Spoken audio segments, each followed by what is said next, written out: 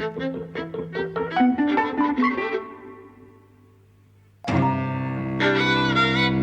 and welcome to Dropping at the Movies. I'm Mike. And I'm Jose. And today we're talking about Hoop Dreams, which is a very, very well-known 1994 documentary that ever since I heard about it, I've been very keen to see. I think it's because I first heard that Roger Ebert had called it one of the greatest American documentaries, and it's just there was a real effusive level of praise for this film, and it's just come up on Mubi, so we watched it, and I've got to tell you, I was captivated, and by the end I was blown away. I thought this is one of the greatest documentaries I've ever seen. Okay, so tell me what you liked about it.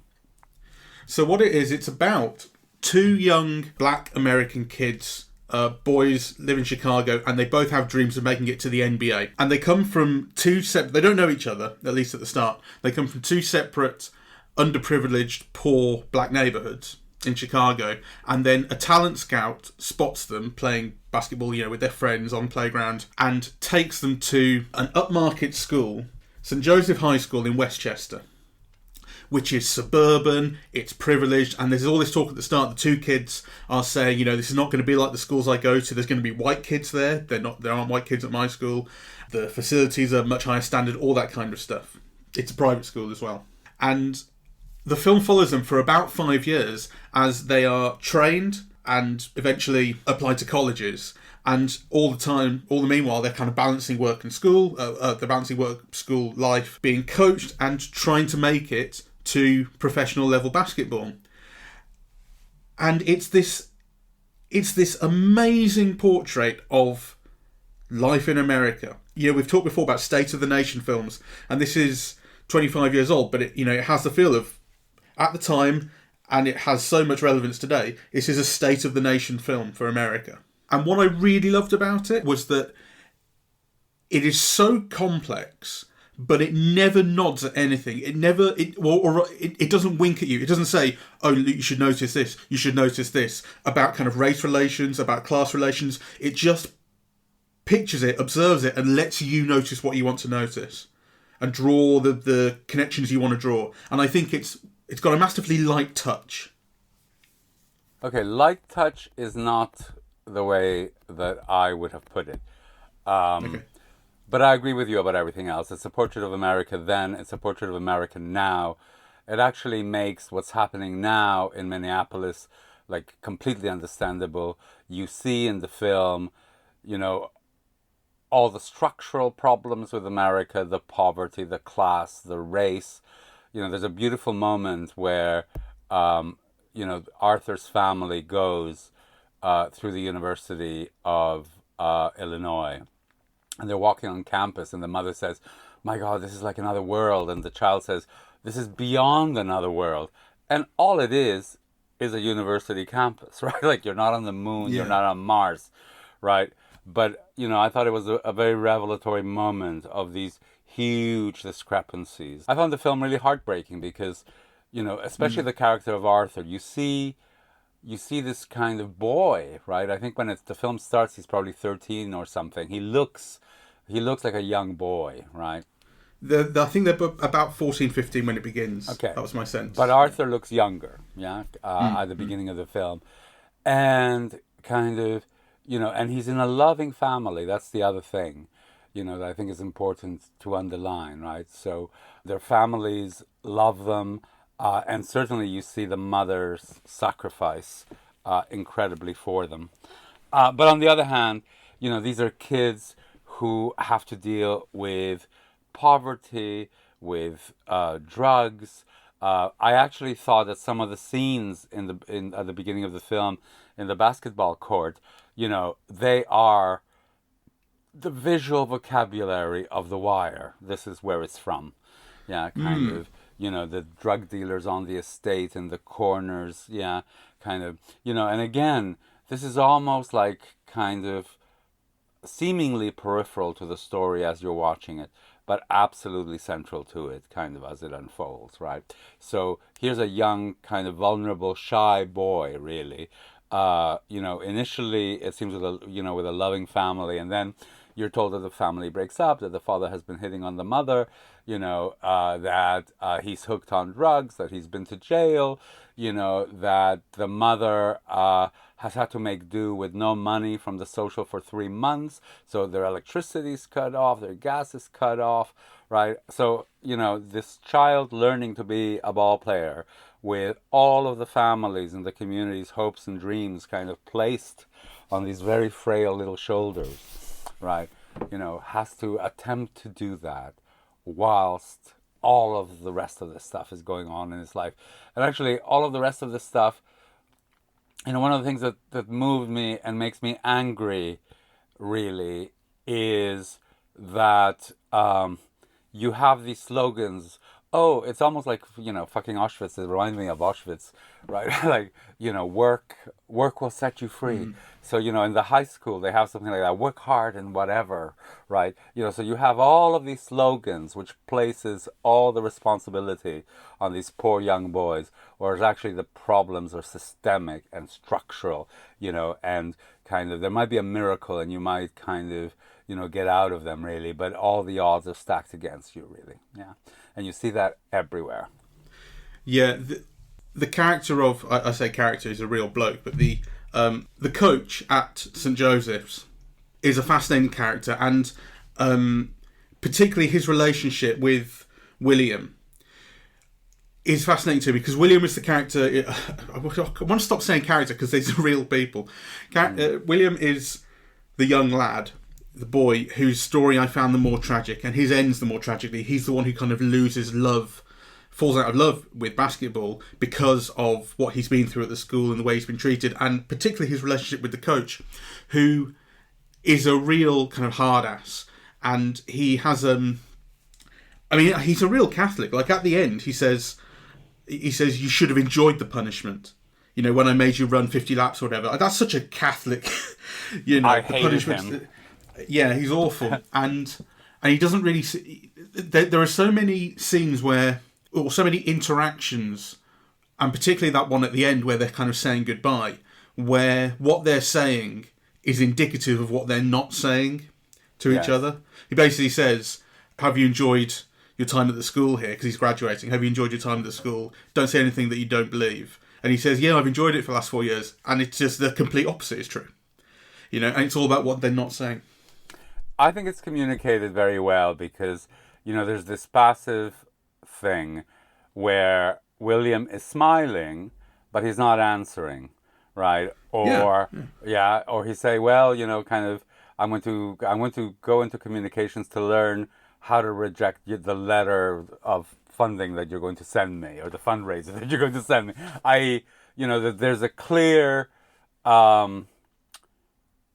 dislike, actually. Yeah. It's so heartbreaking that, at some points you kind of want them to stand up and exclaim about the kind of the unfair treatment that they're getting, and so much of it makes me think that I think some of it is very specific to America in terms of the school system and the way that school and sports are intertwined, and exactly, it's all about money. Money is the issue, and your scholarship is based on if you're good at basketball. That's how these kids get into these schools, and of course it's what it's what they're relying on, and the parents are so devoted to this, and they so need the kid to be successful at basketball, to keep the scholarship and to get to a university and so on and so forth, which is something that's only got worse and worse, especially with, if you look at what the NCAA does now, which is the National Collegiate Athletics Association. I think college sports, particularly basketball and American football these days, there's so much money involved, and there are so many it's bizarre to me that, like, the biggest stadium, you get like 100,000 seater stadiums for college sports in the States, not professional sports, and you have kind of video games about them, video game endorsements, that these kids are put on the cover of video games and they don't get any money for it.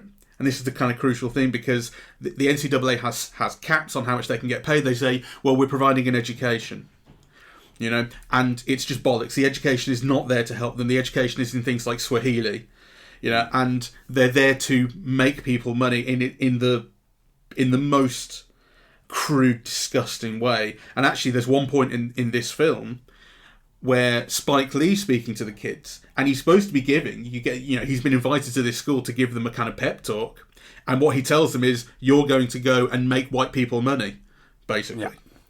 Yeah. Which is kind of wonderfully bracing. I wish I'd stayed with it longer, because it's about 5 seconds and then he goes. Yeah, it's a brilliant moment. But actually, I think, one of the things that's so interesting between the relationship between William and the coach is that as soon as he has the accident and his knee goes, right, you see, first of all, the coach is completely uninterested in him or his feelings or even his bloody knee. All he's interested in is in winning the championship, right? Because presumably winning the championship is, good for his own career. So he pushes the kid to get back into the game way too early. So he basically ruins his career. Again, the filmmakers don't tell you this. They don't go into a close-up or anything, right? But it's just that passive-aggressive dialogue of, oh, it's your decision. You have to make your own decision, right? But if you don't play now, you can't play until next year. Yeah, so you can really see the coach manipulating the kid into playing too early, right? Which ends up resulting in him losing what made him great to begin with. And actually, because he loses that, he loses the coach's affection and concern. I mean, he's just a thing to the coach, right? And that thingness is actually so revealing of, American capitalism in general, but actually also race relations, right? Yeah, well, there are points in the film where I was really reminded, and this is what I'm saying when I use the phrase light touch, and I think it is, I can understand it's not light subject material, but I think it's handled with a light touch because it never presses these points, it never narrates them, it never says, oh, you should be noticing this here. Do you see what I mean? I do know what you mean, and I know what you're saying. I just think light touch is the wrong term. I mean, the film allows you to discover these things. It doesn't coerce you into discovering, yeah? Yeah, okay, so we understand each other. Yeah, we understand each other, but kind of light touch for me indicates, that it's kind of playful and superficial. And it's not, really. It's kind of, it's just a film that allows you the freedom to discover things on your own. It has very little voiceover, and when it appears at interesting moments, yeah? So it's... Yeah, that's right. So it does. The voiceover doesn't tell you what to think about the things that you're watching. It just kind of gives you information. Yeah, and you're talking about kind of William's knee and his body there, and how the kind of failure of his body makes the coach lose interest in him, makes him lose all his value. Really made me think of like slave auctions. Yes. And there's also a moment where actually there are scouts from different schools and colleges observing kids kind of essentially being paraded around, and they make judgments on their bodies. He's got a good body, he already looks like a pro, that sort of thing. Yeah. And it's not excessively racial in the fact that there are white kids there as well who are being judged in the same way, but obviously basketball is predominantly African American, and all of the scouts that you see are white and kind of representing these big institutions. So it definitely has that feeling. And it also made me think of like in football, which is the sport I'm most familiar with, soccer for any Americans who might be listening, when a new black player, a young black player who's very good emerges, they're always compared to another black player.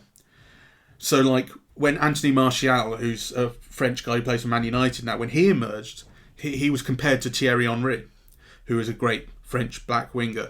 And, Romelu Lukaku, who's a huge, muscly black forward, he was compared to Didier Drogba, who again has similar properties. And that almost never happens with white players or South American players. I mean, maybe Messi was the new Maradona, but that's about it. It always happens with black players. And it's a valuing of the physicality of their body that kind of means that we feel like we're allowed to say that.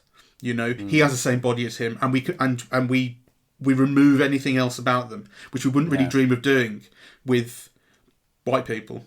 The film demonstrates how the only people with power are white. Yeah.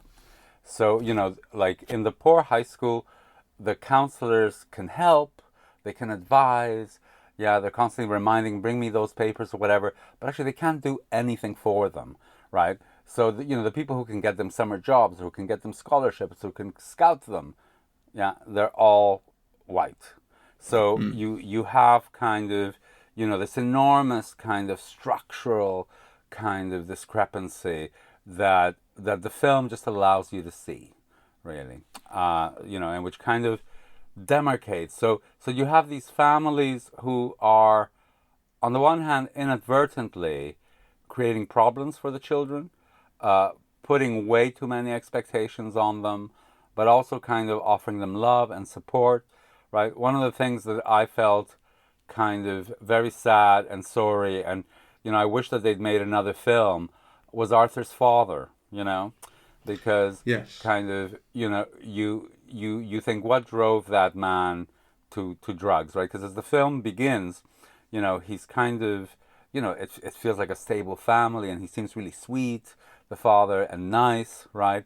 And you think kind of, what happened, that he ends up in drugs and in jail, and so a lot of that is obviously structural. I think he loses his job, in the middle of all of this.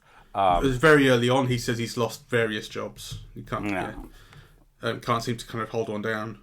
So, but nonetheless, he's creating problems for his child, and his child resents him, kind of, and doesn't believe him, and typical kind of druggy thing, where he might be very well meaning. You get the feeling that he definitely believes what he says, but they failed you too many times. You don't believe what they're going to say. You'll probably get high and not show up to your game or whatever again, right?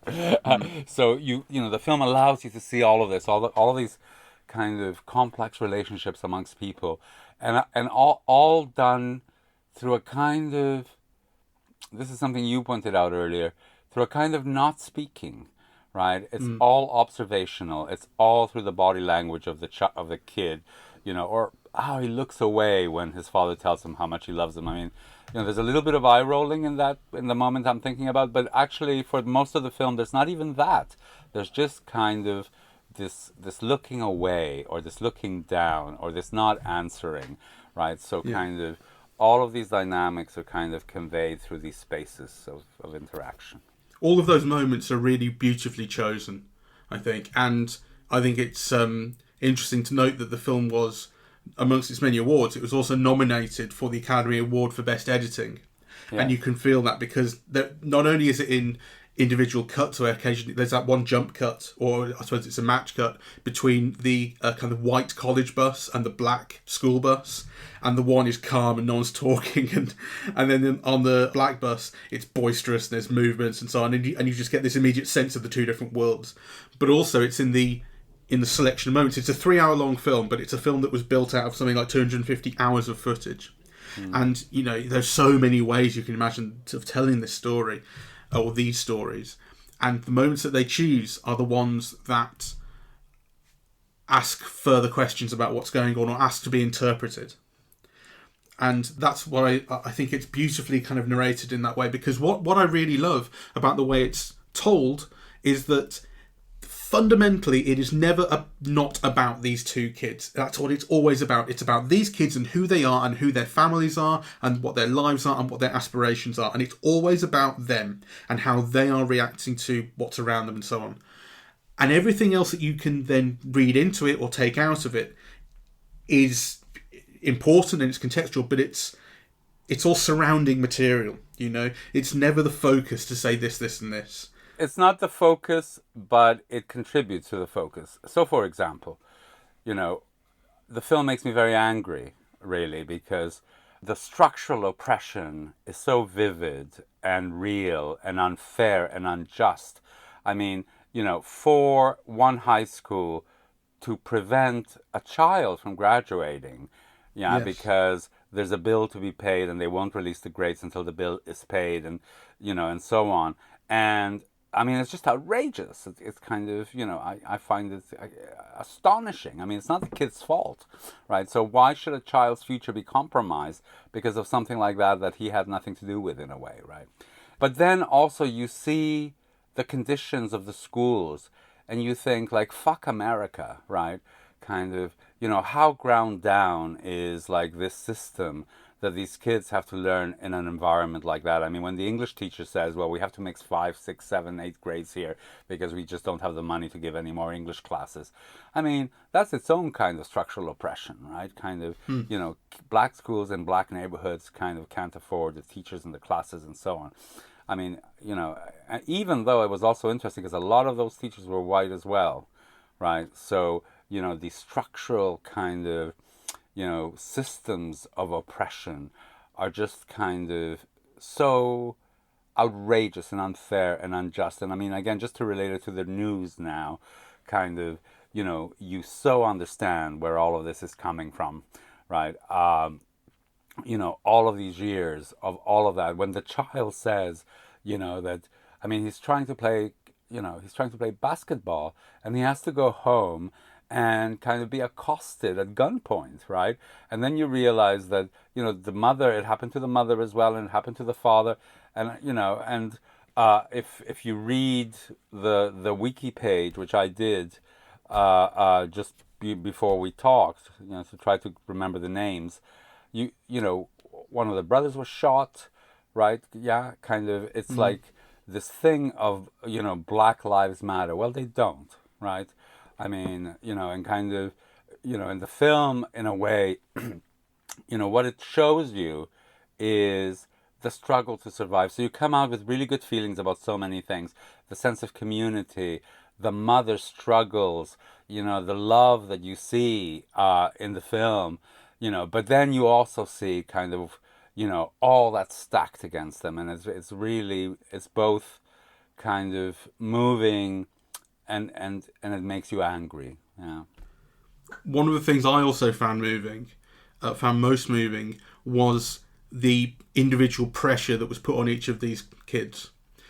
So it's not just the pressures you mentioned of the communities around them and their families, and kind of the hopes of a community are based on this kid could be good enough to make it to the pros. There's that, but there's also the pressure of what they actually have to do at school. Yeah. I mean, you're thinking these kids are 15, 16, 17 years old and they're working harder.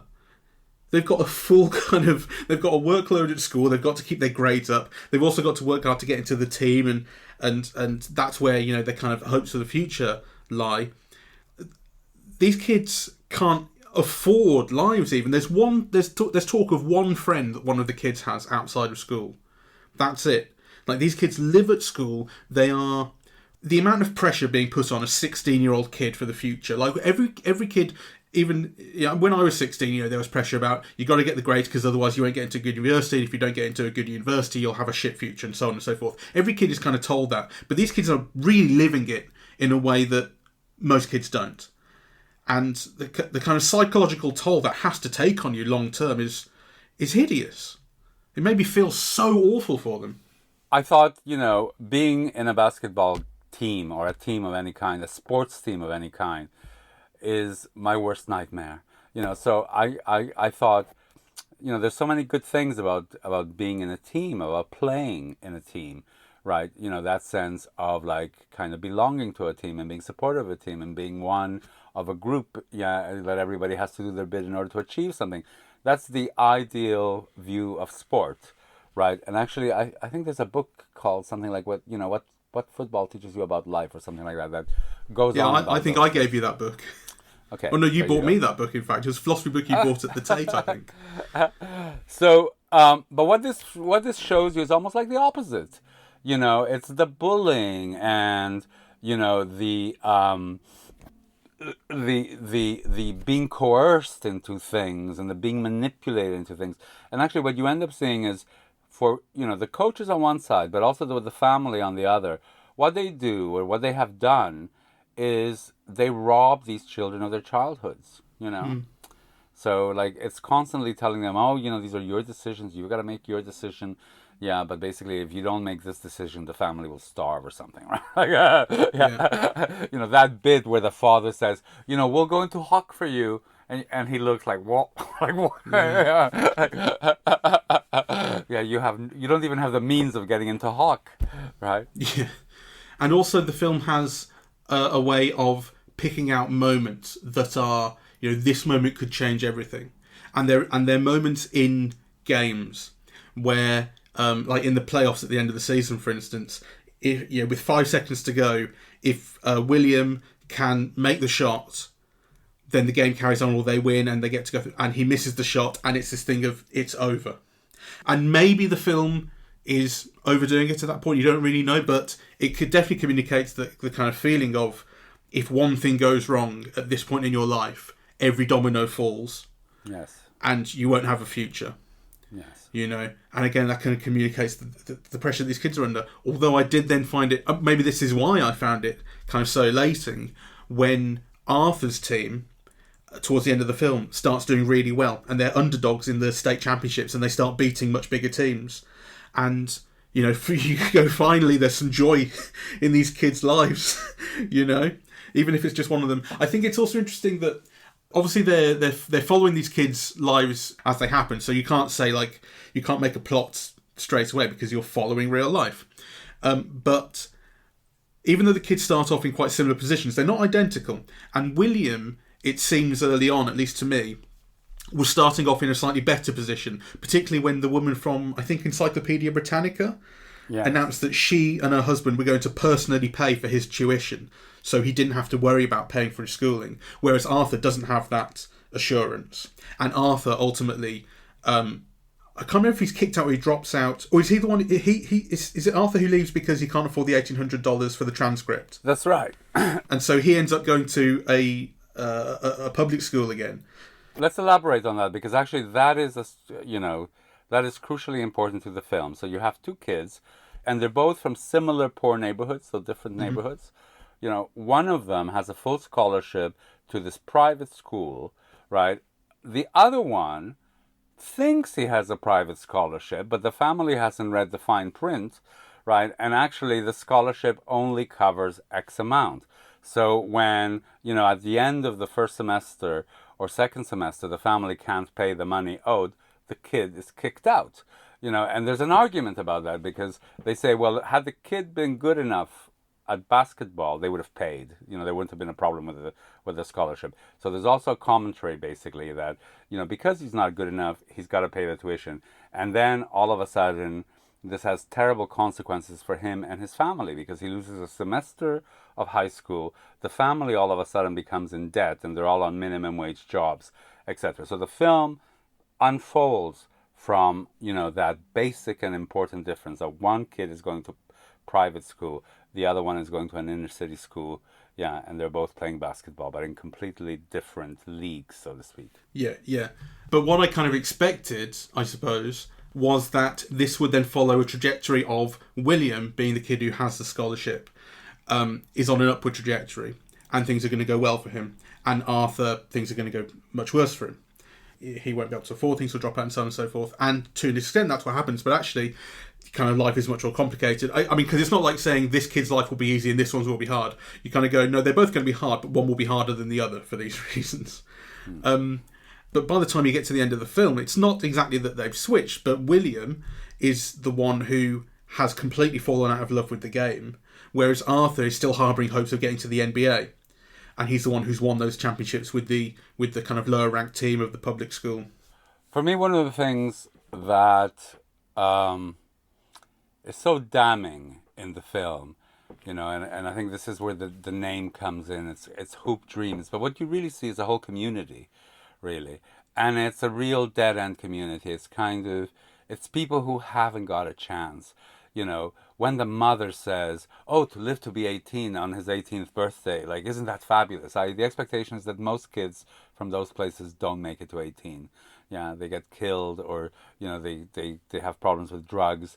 And actually, all the things that you see around it are an indication of the structural unfairness of the whole thing. So, these people have no jobs, or they get a job in Pizza Hut for $3 an hour, right? I mean, it's just they have no possibilities. So what the film is telling you is that basically you need a miracle. You need to be one of the very best players in America to even have a chance at kind of a life, as a black person, right? It's just kind of extraordinary when you see it that way, really. And all these little things of the father losing the job, going to jail, his best friend, becoming a dealer and landing in jail, him getting mugged, right, trying to resist drugs, the brother not being able to get a job for years, them having to work the summer at Pizza Hut for $3 an hour, and kind of how lucky they are.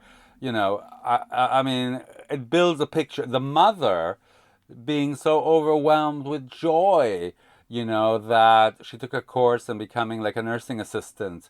I mean, kind of all of this builds a picture and also indicates the level, right? So success for these people is making it to being like a nursing assistant, right? I mean, that's about, as good as it gets. And in the meantime, there's crime and poverty and death, and the gas being cut off. I mean, it does build a cumulatively, it is an extremely damning picture of America. Yeah. Although I will say that the moment that you pick up on where the mother talks about, and he made it to 18, or everyone makes it to 18 years old, I noted that as well. But I immediately thought that strikes me actually as a moment that, because that's not the only thing she says. She said other things before that in the same shot, and the camera's still rolling, and then she says that, and that struck me as, they've left the silence there, and she feels the need to fill it, and she actually was basically trying to come up with something to say to the camera. And well, I know what you mean about the thing of it is absolutely true that a lot of kids that kind of underprivileged fall into crime and fall into unfortunate circumstances and don't make it to 18 years old. I totally get that, but I also feel that in that specific moment there was a feeling of, but she is just trying to search for a thing to say, and I felt that was actually kind of unfair to put in the film. Oh, well, I don't agree. And actually, I might be more agreeable to your point of view had you not seen what you see later, which is, the child kind of, shocked, having been mugged, at gunpoint, again, kind of trying to think through his mind whether actually he was the problem. Did he deal with it well? He said, I had to calm myself, right? Like, to answer the mugger. You think he feels he escaped with his life, by his fingernails, really. So the mother statement, I might have read that differently had you then not had all the other incidents that kind of are there in the margins of this film, I get what you mean. I just think in that moment it's not what she says, because what she says is absolutely true, but it's in the way that she says it, to me, says this. I didn't feel that moment was quite justified. It felt like an off moment to me from the perspective of the choice to put that in the film. Well, you see, to me, I read it differently, and I welcomed it, because what you do see is this love and this joy, and so on, in the midst of what are incredibly low expectations, of life for you and indeed for your child. I mean, imagine kind of a parent who's just glad that their child lives to 18. I mean, you normally get that reaction if your child has a fatal disease, and is expected to live to 12 or something. Then when they make their 18th, you're overjoyed, right? But actually, I think you felt all of that with the mother, and I didn't think that it was just, oh, let's kind of, put the knife in here, or let's make a statement. Because actually, I don't think the mother's mind works that way, No, I don't think the mother's mind works that way at all. Like I say, I think what she's doing is trying to find another thing to fill the space with. That's what people do with silences. They try and fill them, and I think they've let her do that. And I think it's unjustified on the part of the filmmakers to have included it, because I think it's not quite as. It just felt like an off note to me. I want to ask you, this is a nearly 3-hour film. Were you bored at any point? No, I wasn't bored at all. I mean, it's a very long film. I must say I did pause it because it's so long, that I needed to make breakfast and I needed to have a bath. Like kind of, the morning was almost over and I hadn't done any of those things. So I did have to pause it for several moments. But actually, I paused it to do things, that I needed to do rather than because I was bored. I mean, I found it like kind of really captivating throughout. There were some things that I thought were just beautiful, really. I don't know if you noticed, but the soundtrack has kind of a jazz sax. Yeah. So you get kind of moments of music, really, and they're both really beautiful and also really sad. Yeah. Kind of it adds kind of a tinge of melancholy to the whole thing. The other thing that I noticed that again is unspoken, nobody mentions it in the film, but it's how so many of the men in the film, the black men in the film, clearly suffer from a depression that is never spoken about, right?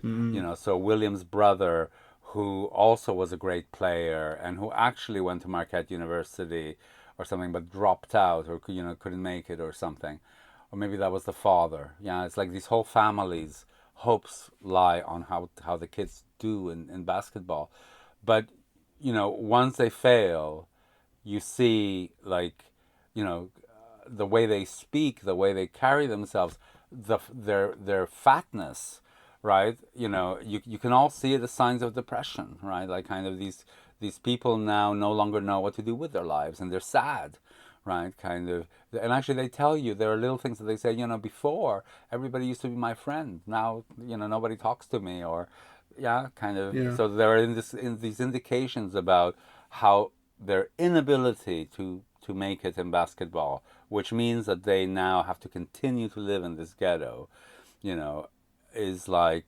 they can barely get out of bed, really. And so that is like one of the things that is very beautiful about the film is the way that it shows you all of this without telling you. There were times as well where I thought about something that you said before, which is about how, I forget which book this was from. It was something that you said about how if you are the minority group in a society, if you're meaning a minority of the power in a society, then you have to be constantly cognizant of how the majority thinks and works and operates, because you are required to negotiate around them and not the other way around.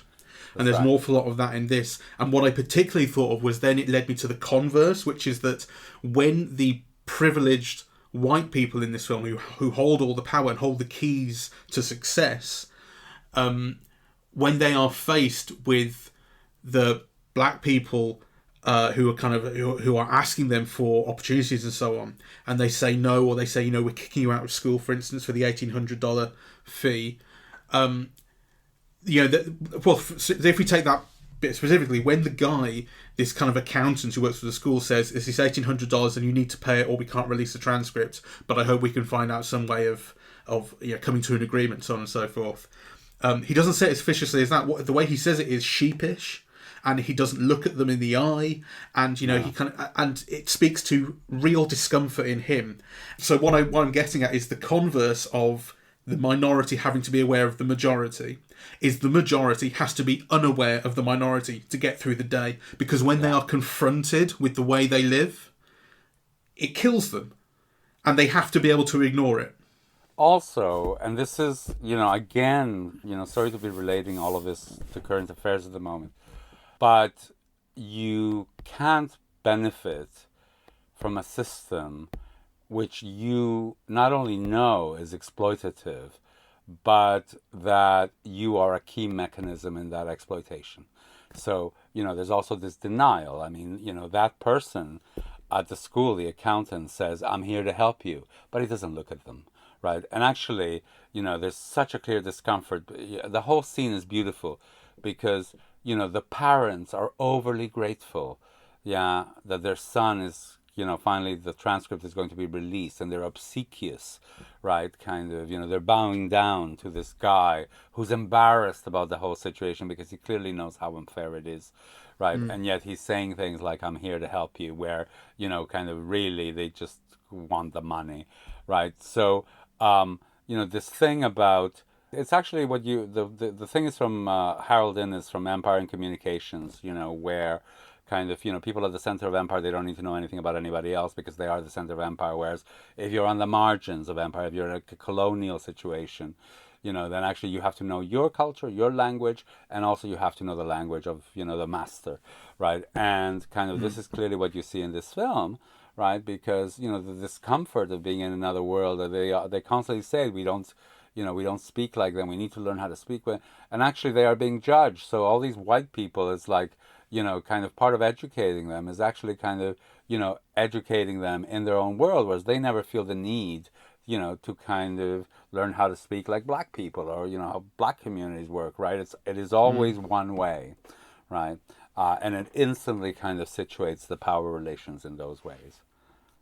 I think all I want to say as a conclusion is that, what the film points out is a whole system, and it's a system of exploitation, where even people's dreams are commodified, right? Kind of, the only way that kind of, people can have something as little, as a dream of a decent life, a university education or just a good education, is by a miracle, really. And actually, they can only receive that miracle, if they are exploitable. It's only if you're completely commodified and if you are of use to somebody, kind of making money, that the miracle happens for you. And that miracle, could be, millions of dollars if you make it as a star, but actually it could just be as basic as getting a good education. So, there's a whole sector of the United States who can only ever dream of getting, a good education through a miracle, and that miracle can only happen, in that kind of capitalism when somebody can exploit what they have been trained to do, at the price of their childhood and their life. So kind of people are gambling with their childhood and their life for something that should be a basic fundamental right for everybody, which is education. Yeah. And in America, life, liberty, and the pursuit of happiness. And, I suppose the pursuit of happiness here in the long term means you don't have a life and you don't really have any liberty either. Though I don't know. I mean, there was a moment when they were in church, and I don't know if it was a phrase of the mother or it was part of a song, about being free, that I also found moving and inspiring, because I think even in slavery, you can find a way of being free. And actually what you see in this film, which is very touching and moving, and one of the things that makes it great, is that in spite of all of this structural oppression, right, and in spite of the things that people do to survive, there is a sense also in which, people are also free. Kind of, I mean, they find kind of comfort through the church or through their communities or through their relations or through acceptance, right? So it's kind of like this struggle of attempting to be free and free to love, certainly, in a system that cages you in, and squeezes you out and sucks you dry. Yeah, I think it's an amazing piece of work, and I was absolutely thrilled by it, and I was also thrilled by how beautiful it looked. It's a film that was initially supposed to be made for television, so it was shot on beta tape, and then as kind of time went on, they realised this is a much bigger project, and they ended up shooting it over several years. It made it into this huge film, but it's all shot in this 4:3 aspect ratio TV tape, and it's been restored. And this is the restored version that's on Mubi. And as much as you can restore, analog tape, it looks amazing. It has that real kind of you're standing right there feel to it. It's pretty vibrant. Yes. And evocative. Hugely recommended. I think it's just astonishing. Yes, I do as well. It's on Mubi for the next month. Highly recommended. And don't be daunted by the length. No, it's excellent. You won't be able to stop watching it. Yeah. Unless you have something to do, like make a cup of tea. Okay. Right. Well, thank you very much for listening. We are eavesdropping at the movies, and we are on Apple Podcasts, Spotify, SoundCloud, and YouTube. On social media, we're on Facebook and Twitter at Eavesdrop Movies, and the website is eavesdroppingatthemovies.com. Thank you very much. Goodbye.